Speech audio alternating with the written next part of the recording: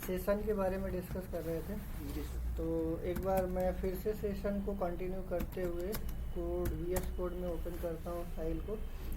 But इससे पहले एक फोल्डर स्ट्रक्चर देख लेते हैं। इसमें हमने एक index.php बनाया है और एक यूज़र फोल्डर है। इसमें देखेंगे लॉग आउट है, यूज़र अबाउट है, यूज़र कॉन्टैक्ट है, यूज़र का होम पेज है, यूज़र का मेन्यू पेज है, यूज़र का प्रोफाइल पेज है। ऐसे ही यहाँ पे एडमिन से रिलेटेड भी आपको एडमिन का कॉन्टैक्ट अलग है, एडमिन पेज का होम मेन्यू अलग है, एडमिन का आपका प्रोफाइल पेज अलग है। दैट मीन्स जितने यूज़र्स, जितने टाइप के यूज़र होंगे उतने टाइप का हम एक अलग फोल्डर बनाएंगे और उससे रिलेटेड जितनी भी फाइलें होंगी हम उसको वहाँ पे रखेंगे। जैसे अगर ये एनोनिमस यूज़र के लिए है, कोई भी एक्सेस कर सकता है। बट अगर एक यूज़र के कुछ प्रिविलेज अलग हो सकती हैं और एक एडमिन के प्रिविलेज अलग हो सकती हैं, तो हम एडमिन के प्रिविलेज के अकॉर्डिंग उसका मेन्यू प्रिपेयर करेंगे और यूज़र की प्रिविलेज के अकॉर्डिंग हम उसका मेन्यू अलग बनाएंगे। यहाँ पे भी हमने लॉगिन का प्रोसीजर यूज़र के लिए भी दिया है। हो सकता है कुछ फीचर्स ऐसे हो जो रजिस्टर्ड यूज़र को दिया जाए। जैसे अगर मान लीजिए अगर हम किसी प्रोडक्ट के लिए ही अगर काम कर रहे हैं तो हमारे जो कंज्यूमर्स होंगे वो रजिस्टर्ड यूज़र हमारे अलग होंगे, जो ऑलरेडी हमारे कस्टमर परमानेंट हो सकते हैं। और उन कस्टमर को सर्विसेज देने के लिए अलग अलग फैसिलिटी एडमिन के थ्रू कंट्रोल की जाएगी। बिल्कुल सर। और कुछ ऐसी भी चीज़ें होती हैं जो रजिस्टर्ड नहीं है फिर भी वो हमारी सर्विसेज को देख सकते हैं, तो उसके लिए हम यहाँ पे एक अलग से उसको मैनेज करेंगे। ठीक है, तो रजिस्टर्ड नॉन रजिस्टर्ड के लिए अलग अलग तरीके से हम मैनेज करेंगे। तो इसमें थोड़ा सा इंडेक्स वाले पेज में देखते हैं। तो इंडेक्स पेज में हमारे पास यहाँ पे कुछ डिज़ाइन यहाँ पे समझने की कोशिश करते हैं। यहाँ पे हमने एक फील्ड सेट का इस्तेमाल किया है। फील्ड सेट ये यूज़र के लॉगिन के लिए हमने बनाया है और एक हमने एडमिन के लॉगिन के लिए बनाया है। आपने यूज किया फील्ड सेट और लीजेंड। फील्ड सेट लीजेंड का काम सिर्फ इतना सा ही है कि इसको थोड़ा सा बॉर्डर बना करके दे देगा। कैसे बनाएगा इसको मैं लोकल होस्ट पे आपको एक बार रन करके दिखाता हूँ। बट इससे पहले जैम्प हमें कंट्रोल पैनल हमें क्या करना पड़ेगा, स्टार्ट करना पड़ेगा। तो यहाँ से हम जैम्प को स्टार्ट कर लेते हैं और उसके बाद लोकल होस्ट के बाद हमें फ़ोल्डर का नाम यहाँ पे चाहिए होता है। तो हमने इस फोल्डर का नाम यहाँ से कॉपी कर लिया और ब्राउज़र पे जाते हैं और लोकल होस्ट यहाँ पे लिखते हैं, स्लैश करके हमने फोल्डर का नाम प्रेस किया। तो ये लीजेंड का काम है जो बॉर्डर बनाने का काम कर रहा है, जिसको हमने फील्ड सेट लगाया है। इसमें जैसे अभी हमारी फील्ड सेट की विड्थ बहुत ज़्यादा है तो हम इसको चाहे तो यहाँ पे स्टाइल लगा करके इसको कंट्रोल करना है तो आप स्टाइल लगा करके कर सकते हो। फील्ड सेट भी इसकी स्टाइल हमने यहाँ पे लगाया, स्टाइल फील्ड सेट स्टाइल में हमने यहाँ पे दे दिया। ये हमारा टैग था, इसकी विड्थ दे देते हैं थोड़ा सा, वो जो बड़ा है हमारा फील्ड सेट का बॉर्डर जो है उसको हम विड्थ 70 या 50% मैं कर दे रहा हूँ और इसको सेव करके फिर से इसको मैंने यहाँ रिफ्रेश किया तो ये जो विड्थ हमारी यहाँ तक आ रही थी इसको कम कर दिया। और भी अगर कम करना है तो 25% इसको कर देंगे। तो ये सिर्फ और सिर्फ फील्ड सेट हमारा बॉर्डर बनाने का काम कर रहा है और लीजेंड में हमारा ये काम कर रहा है यहाँ पे दिखाने के लिए कि ये यूज़र के लॉगिन के लिए है, ये एडमिन के लॉगिन के लिए है। तो ये लीजेंड का काम है। बाकी ये डिज़ाइनिंग का काम हमारा एज इट इज़ वैसे ही है, सेम यहाँ पे किया गया है। इसमें जो मेन हमने काम किया है कि जैसे हमने यहाँ पे देखिए जब लॉगिन बटन पे प्रेस करेगा तो यहाँ पे बटन का नाम हमने यूज़र BTN लॉगिन दिया है और एडमिन के लिए एडमिन BTN लॉगिन दिया है। और इसके बाद जैसे सबमिट होगा तो सेम पेज पे ही रहेगा, बट मेथड हमारा क्या है, पोस्ट है, क्योंकि एक्शन में हमने हैश लगाया है तो इसका मतलब क्या है, सेम पेज पे रहेगा। तो सेम पेज पे रहेगा। तो यहाँ पे हमने वैलिडेशन का हमने लास्ट टाइम पे डिस्कस किया था कि यूज़र का एरर अगर आएगा तो किस तरीके से आएगा, पासवर्ड का एरर अगर आएगा तो किस तरीके से आएगा, क्योंकि 2 फील्ड लिए गए हैं। यहाँ पे हमने चेक किया अगर ये हमने लास्ट वाले सेशन में इनपुटी फंक्शन का यूज़ किया है, यहाँ पे हमने मैन्युअली चेक किया है कि क्या ये ब्लैंक है। अगर है तो एरर में इनपुटी आ जाए और पासवर्ड भी अगर ब्लैंक है तो एरर में इनपुटी आ जाए। अगर दोनों ब्लैंक है तो इसका मतलब एरर नहीं है, मतलब ये इनिशियल स्टेट में है। तो तो इसका मतलब यहाँ पे हमारे पास कोई एरर नहीं है। और फिर हमने यहाँ पे डेटाबेस कनेक्शंस का काम किया है। डेटाबेस कनेक्शंस में ये हमारे डेटाबेस का नाम है। बाकी यहाँ पे हमने ये चेक किया है कि यूज़र आईडी पासवर्ड जो हमने दिया है, और इसमें एक यूज़र का टाइप भी है। इसमें कुल 3 फील्ड यूज किए गए हैं। एक तो ईमेल दिया गया है, एक पासवर्ड दिया गया है और एक यूज़र टाइप दिया गया है। 3 तरीके का हमने कॉलम लिया है। टेबल का नाम क्या है? यूज़र है। कनेक्शन इस्टेब्लिश अगर हो जाता है तो यहाँ पे हमने सेशन स्टार्ट करके यूज़र के प्रोफाइल पे हमने रिडायरेक्ट कर दिया है। अगर यहाँ पे नहीं मिलेगा, मान लीजिए यूज़र का टाइप नहीं होता है, तो इनवैलिड हमारा हो जाएगा, या फिर उसका यूज़र आईडी पासवर्ड अगर गलत है तो ये इनवैलिड ईमेल आईडी पासवर्ड का एरर आ जाएगा। ये उस केस के लिए है जब हमारा यहाँ पे प्रेस होगा कौन सा? यूज़र के लिए, यूज़र के लिए। ऐसे ही अगर हमें एडमिन का करना रहेगा तो हम एडमिन के लिए भी क्या करेंगे? एडमिन का भी कोड लिखेंगे, क्योंकि अभी हमने इसमें किसके लिए किया है? यूज़र के लिए किया है। तो यूज़र का हमने इसमें कोड चेकआउट किया है। एडमिन का करना रहेगा तो हम यहाँ पे चेक कर लेंगे कि कौन सा बटन प्रेस हुआ है। एडमिन वाला बटन प्रेस हुआ है, यूज़र वाला। तो यहाँ पे देखिए ऑलरेडी हमने चेक करके इधर रखा है कि अगर यूज़र बटन वाला प्रेस हुआ है तो दिस प्रोसेस एग्जीक्यूशन रहेगा। ऐसे ही हम एडमिन वाले बटन का भी चेक कर लेंगे। अगर एडमिन वाला बटन प्रेस होगा तो उसको यूज़र वाले प्रोफाइल पे रिडायरेक्ट करने की बजाय किस पे रिडायरेक्ट कर देंगे? एडमिन वाले प्रोफाइल पे। ठीक है, तो इसके लिए यहाँ पे हमें डेटाबेस देखना पड़ेगा। तो डेटाबेस पहले मैनेज कर लेते हैं। हमने ये भी देखा था कि डेटाबेस कोई ज़रूरी नहीं होता है सेशन के लिए। फिर भी यहाँ पे हमें अगर चाहते हैं तो हम यूज़र नाम से डेटाबेस एक क्रिएट कर लेते हैं। और इसमें अच्छा, डेटाबेस का नाम हमारा कुछ यहाँ पे अगर देखें तो अलग था। डेटाबेस का नाम सेशन डेमो डीबी है, ठीक है। टेबल का नाम यूज़र है, तो हम इसको सेशन डेमो डीबी के नाम से एक डेटाबेस बनाते हैं। डेटाबेस पे जाएंगे, यहाँ पे डेटाबेस का नाम डालेंगे और क्रिएट पे क्लिक करेंगे। और टेबल का नाम क्या था? यूज़र था। तो इसमें कॉलम कितने हमने लेने थे? 4 लेने थे, 3 लेने थे, वो हम यहाँ से डिसाइड कर सकते हैं। यहाँ से क्वेरी के थ्रू आप लिख सकते थे। अगर बिना क्वेरी के लिखना चाहते हो तो यहाँ पे हमने आईडी दे दिया। आईडी को हमें ऑटो इंक्रीमेंट या फिर कुछ यहाँ पे प्राइमरी की हमें देना है, तो इसको हम प्राइमरी की करके वो कर देते हैं। और फाइनली यहाँ पे आपको ऑटो इंक्रीमेंट का भी ऑप्शंस एक ईमेल था। अगर हम इसमें कोड यहाँ पे ईमेल हमने लिया था, ये पासवर्ड लिया था, यूज़र टाइप लिया था। तो मैं यहाँ से ईमेल यहाँ पे लिखता हूँ और दूसरा हमारा क्या था? पासवर्ड था, यूज़र टाइप, और एक था यूज़र टाइप। हमने ये 3 तरीके का हमने कॉलम दे दिया। वैर कैर यहाँ पे वैर कैर या टेक्स्ट दोनों में से कोई भी ले सकते हैं। इसकी साइज़ हमें देना पड़ता है। साइज़ हमने यहाँ पे 255 जो भी आपको देना है, या फिर 255 आपको साइज़ अपने हिसाब से आप इसमें पास आउट कर सकते हैं, ठीक है। तो हाँ, इसके बाद हमारा टेबल यहाँ से बन जाएगा। गो सेव करेंगे तो जब हम क्वेरी लिखते हैं तो गो करते हैं, और क्वेरी नहीं लिखते हैं तो हमें गो करना होता है। क्वेरी लिखेंगे तो गो, अगर यहाँ पे नॉर्मली लिखेंगे तो सेव करना होता है।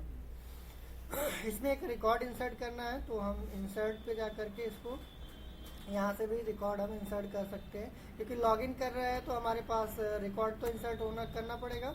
हमने यहाँ पे लॉगिन के लिए हमने amit@gmail कर दिया। तो डेटाबेस प्रिपेयर करना कोई कंपलसरी नहीं है, ठीक है। बट यहाँ पे अभी हमने यूज़र दिया है, यूज़र का टाइप। इसमें देखिए, अगर हम ध्यान से देखें तो इसमें हमने वैल्यू को चेक किया है यूज़र। अगर यूज़र रहेगा तो इस पे जाएगा। एडमिन के लिए भी बनाना रहेगा तो फिर हमें एक एडमिन की भी एंट्री करनी पड़ती है। फाइनली यहाँ पे हमने क्या किया, इसको गो पे क्लिक कर दिया। एक एंट्री हमारी हो गई यहाँ पे, ठीक है। ये हमारी एंट्री एक इंसर्ट हो गई। तो अब यहाँ से हमें क्या करना रहेगा कि सिंपल सा लॉगिन प्रोसेस को कंटिन्यू करेंगे। क्योंकि डेटाबेस के अकॉर्डिंग हमने यहाँ पे डेटाबेस प्रिपेयर कर लिया है। इसको रिफ्रेश करते हैं। यूज़र नेम में हमने दिया था यहाँ पे ईमेल के, यूज़र नेम यहाँ पे एक तरीके से देखा जाए तो हमारा ईमेल आईडी है। ईमेल आईडी है, तो इसको हम लॉगिन पे क्लिक करते, देखिए अभी इम्पटी आ रहा है। क्यों आ रहा है? क्योंकि हमने उस चीज़ को यहाँ पे वैलिडेट करके रखा है। ये एक स्पैन लगा करके इसमें चेक कर रखा है और एरर को प्रिंट करा के रखा है। यहाँ पे देखिए स्पैन हमने लगा रखा है और स्पैन में हमने उसको डिस्प्ले कराया है एरर वाले को। ठीक है, BTN यूज़र जैसे हम इस पर सबमिट करेंगे तो ये हमारी यहाँ पे एरर डिस्प्ले कर देगा।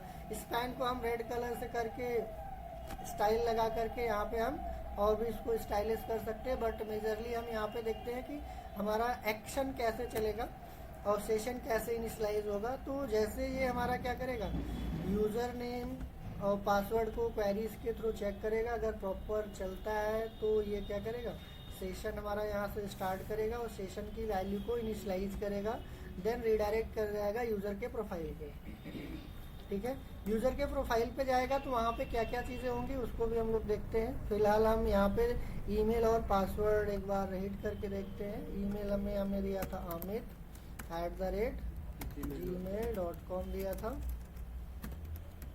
पासवर्ड में 1 2 3 दिया था। लॉगिन पे प्रेस करते हैं। ये हमारा यूज़र का होम पेज है, यूज़र का अबाउट है, यूज़र का कॉन्टैक्ट है। यहाँ पे देखिए हम मल्टीपल पेजेस पे जा रहे हैं, फिर भी उसकी वैल्यू को यहाँ पे होल्ड करके रख रहा है। ये किसी भी पेज पे आप जाओगे तो उस पेज पे उसकी वैल्यू को होल्ड करके रख रहा है। ऐसे ही हम एडमिन के प्रोसेस के लिए अगर हम करेंगे तो एडमिन की भी एक एंट्री करनी पड़ेगी हमें डेटाबेस में, और एडमिन का पेज अलग होगा। यहाँ पे जैसे हम लॉग आउट, जैसे अभी देखा जाए तो हमने अबाउट पेज है ना, यूज़र अबाउट कुछ इस तरीके से है। इसको हम कॉपी कर लेते हैं और लॉग आउट करके फिर से अगर हम इसको एक्सेस करना चाहते हैं डायरेक्ट URL के थ्रू, तो ये यहाँ पे देखिए एक्सेस नहीं होगा। क्यों नहीं होने दे रहा है? क्योंकि इसमें आपने ऑलरेडी मेंशन कर रखा है कि अगर सेशन हमारा नहीं होगा तो उस चीज़ को वहाँ पे रिडायरेक्ट करेगा। बट इसमें देखिए हमने एक इंक्लूड वंस भी हमारे पास होता है और एक इंक्लूड भी होता है। इंक्लूड वंस का मतलब ये है कि अगर हमने गलती से 2 बार यूज़र के मेन्यू को सेम पेज में इंक्लूड कर दिया है तो वो 2 बार नहीं लाने देगा, एक ही बार आएगा। इंक्लूड और इंक्लूड वंस में फ़र्क इतना ही होता है। और ये इंक्लूड हमारा फंक्शन जो होता है PHP 4 में दिया गया था और इसकी जगह पे आज के टाइम पे रिक्वायर का इस्तेमाल किया जाता है। इंक्लूड अगर हम 2 बार अगर यहाँ पे जैसे इंक्लूड फंक्शंस अगर हमने इसी चीज़ को हमने अगर देखें तो यूज़र अबाउट पेज पे हैं, इसको अगर हमने 2 बार यहाँ पे कॉपी पेस्ट कर दिया है तो इंक्लूड वंस में केवल एक ही बार मेन्यू आएगा। कौन से वाले पेज पे हैं? अबाउट वाले पे हैं। तो अबाउट पहले तो अच्छा हम लोग यहाँ पे बात कर रहे थे ना कि हमारा रिडायरेक्ट कर जा रहा था किस पे, इंडेक्स वाले पेज पे। तो पहले हमें यूज़र मेन्यू .php पे चलते हैं। यहाँ पे देखिए हमने एक लाइन का कोड लिखा है कि अगर सेशन स्टार्ट कर दो और सेशन में अगर वैल्यू सेट नहीं है तो ये किस पे रिडायरेक्ट कर देगा, इंडेक्स पे। तो हेडर लोकेशन हमने लास्ट टाइम पे पढ़ा था कि हेडर लोकेशन क्या करेगा, उस पर्टिकुलर पेज पे रिडायरेक्ट कर देगा। बाकी इसमें ये हमारे मेन्यू के दिए गए पाथ, और इसी में देखिए हमने सेशन की वैल्यू को डिस्प्ले कराया है और ये लॉग आउट का लिंक दे रखा है कि जैसे लॉग आउट पे क्लिक करेगा हमारा लॉग आउट .php पे चला जाएगा और यहाँ से सेशन को डिस्ट्रॉय करके अगर सेशन यहाँ पे क्या है नहीं सेट है तो डायरेक्ट भेज देगा, अगर सेशन है तो उसको डिस्ट्रॉय करके देन भेजेगा। तो ये तो था कि हमने जब डायरेक्ट यहाँ से एक्सेस करने का प्रयास किया था पर्टिकुलर पेज को तो वो उस पर रिडायरेक्ट कर जा रहा था। ठीक है, तो इस चीज़ को यहाँ से मैनेज किया गया था। कहाँ से? मेन्यू वाले में से। तो ज़्यादातर हम लोग सेशन को चेक करते, जैसे हम इंडिविजुअली हर पेज पे चेक करते थे, पिछले वाले सेशन में चेक किया था कि हर पेज पे जा करके इसको चेक कर रहे थे कि अगर सेशन नहीं है तो उसको क्या करें, रिडायरेक्ट कर दे। बट यहाँ पे हम मेन्यू में कर देंगे तो हमें एक जगह चेंज करना पड़ेगा, बाकी सारे पेजेस में नहीं करना पड़ेगा। देखिए होम पेज पे भी हमने सेशन से रिलेटेड कोई कोड नहीं लिखा है, केवल इंक्लूड करा दिया है मेन्यू .php को। कॉन्टेक्ट पे भी देखिए सेशन से रिलेटेड हमने कुछ नहीं लिखा है, केवल इंक्लूड करा दिया है मेन्यू को। दैट मीन्स हमने हेडर वाले पेजेस में क्या किया, केवल और केवल हेडर को यहाँ पे मेन्यू को इंक्लूड करा दिया बस। तो इसमें बेनिफिट ये है कि हमने एक जगह से सेशन को मैनेज कर रहे हैं कि ऑलरेडी अगर लॉगिन नहीं है तो उसको सीधे रिडायरेक्ट कर दे इंडेक्स वाले पेज पे। और इंक्लूड वंस के बारे में जो हम बात कर रहे थे, इसका मेन पर्पज ये था कि अगर हमने 2 बार इंक्लूड कर दिया सेम फाइल को तो वो एक ही बार हमें आउटपुट में वहां पे दिखाएगा। बट अगर हमने इंक्लूड वंस की जगह पे इंक्लूड का इस्तेमाल किया होता, जैसे हमने अबाउट वाले में इंक्लूड वंस का इस्तेमाल किया है और कॉन्टेक्ट वाले में जाते हैं और इसको हम इंक्लूड का इस्तेमाल यहाँ पे करते हैं। यहाँ पे हमने क्या किया, इंक्लूड किया और इसी चीज को हम दोबारा कॉपी करके यहाँ पे भी पेस्ट कर लेते हैं। तो आपको यहाँ पे देखने को ये मिलेगा कि 2 बार मेन्यू मिल जाएगा, ठीक है। और इसमें एरर आने के भी चांसेस होंगे क्योंकि 2 बार सेशन स्टार्ट मिल जाएगा तो कहेगा सेशन ऑलरेडी स्टार्टेड, क्योंकि हम एक ही पेज में 2 बार सेशन स्टार्ट नहीं कर सकते, इसलिए वहाँ पे भी एरर आने के चांसेस हो जाएंगे। इसीलिए इंक्लूड वंस का इस्तेमाल किया जाता है कि सेशन को हम एक ही पेज में 2 बार स्टार्ट नहीं कर सकते, ठीक है। तो कुछ यहाँ पे इस तरीके से भी रहेगा और कुछ हमारे पास रिक्वायर की भी बात करते हैं तो यहाँ पे रिक्वायर वंस की जगह पे, जैसे इंक्लूड वंस की जगह पे हम रिक्वायर भी इस्तेमाल कर सकते हैं। और भी हमारे पास यहाँ पे दिया गया है रिक्वायर वंस भी होता है, जैसे हम यहाँ पे रिक्वायर की जगह पे हम रिक्वायर वंस भी लिख सकते हैं, रिक्वायर वंस। ये हमारा PHP 5 में लेटेस्ट का चल रहा है और इंक्लूड हमारा जो है PHP 4 का कॉन्सेप्ट दिया गया था, फंक्शन अवेलेबल कराया गया था। रीजन यहाँ पे सिर्फ ये है कि अगर हमने रिक्वायर इस्तेमाल किया है, अगर ये फाइल का नेम सही नहीं है तो आपके उस पेज पे कुछ भी डिस्प्ले नहीं आएगा, तुरंत पूरे पेज को टर्मिनेट कर देगा। हाँ, रिक्वायर वाले में। लेकिन अगर हम इंक्लूड की बात करें तो ये क्या करेगा कि आपको उस पर्टिकुलर लाइन पे वार्निंग दे करके आगे का पेज लोड कर देता है। इससे क्या होता है कि डेवलपर को कभी कभी कुछ चीज़ें चेंज हो जाने की वजह से बीच बीच में एरर रह जाते हैं, फिर भी वो लाइव हो जाता है आपका प्रोजेक्ट।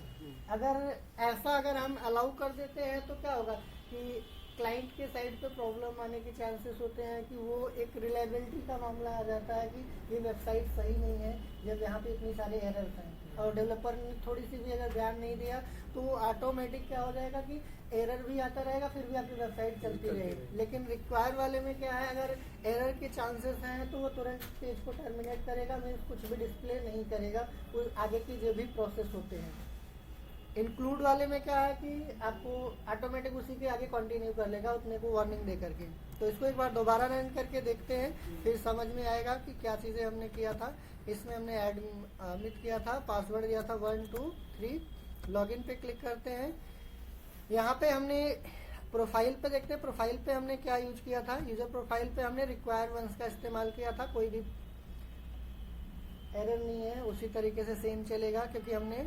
अब यूजर कांटेक्ट पे चलते हैं। देखिए यहाँ पे हमने 2 बार लिया था और यहाँ पे देखिए सेशन स्टार्टेड बोल रहा है कि 2 बार स्टार्ट हो गया ऑलरेडी। तो इसीलिए हम लोग यहाँ पे इंक्लूड, अगर हम देखें ये कॉन्टेक्ट का है ना, तो कॉन्टेक्ट वाले पे देखिए हमने क्या किया है, यहाँ पे इंक्लूड का इस्तेमाल किया। अगर यही इंक्लूड वंस का इस्तेमाल किया होता तो ये प्रॉब्लम नहीं आती, जो एरर आ रहा था। तो यहाँ पे देखिए हमने इंक्लूड वंस का इस्तेमाल किया है, किस पे, अबाउट पे। तो अबाउट पे एक बार चलते हैं। इसमें देखिए वार्निंग इसीलिए दे रहा है क्योंकि 2 बार सेशन स्टार्ट हो रहा है, ठीक है। तो हम अबाउट पे चलते हैं। अबाउट पे देखिए इंक्लूड वंस इस्तेमाल किया था, यहाँ पे एक भी एरर नहीं आएगा, बट 2 बार लिखने के बावजूद भी हमारा एक ही बार कंटेंट डिस्प्ले करेगा, ठीक है। और ऐसे ही हमारे पास होम पेज पे देखें तो होम पेज पे हमने रिक्वायर का इस्तेमाल किया है और प्रोफाइल में भी रिक्वायर वंस का इस्तेमाल किया, तो इस सब में कोई भी दिक्कत नहीं आएगी। आप चाहे होम पे जाइए या फिर आप उसके प्रोफाइल पे जाइए, ठीक है। तो ये चीजें होती हैं। ऐसे जैसे हमने यूजर के लिए किया है वैसे ही आपको एडमिन के लिए भी सारी चीजें एक बार प्लान आउट करना पड़ेगा कि एडमिन में हम क्या क्या चीजें रख सकते हैं। ऐसे यहाँ पे भी एक बार आपको एडमिन के लिए डेटाबेस में एक डेटा एंटर करके आपको ट्राई करना है कि डेटा डाल करके वहाँ पे एडमिन का एक ID देंगे, पासवर्ड देंगे और उसका टाइप में क्या हो जाएगा, एडमिन हो जाएगा। जैसे हमने यहाँ पे डेटाबेस में क्या किया था कि टाइप में हमने यूजर दिया था।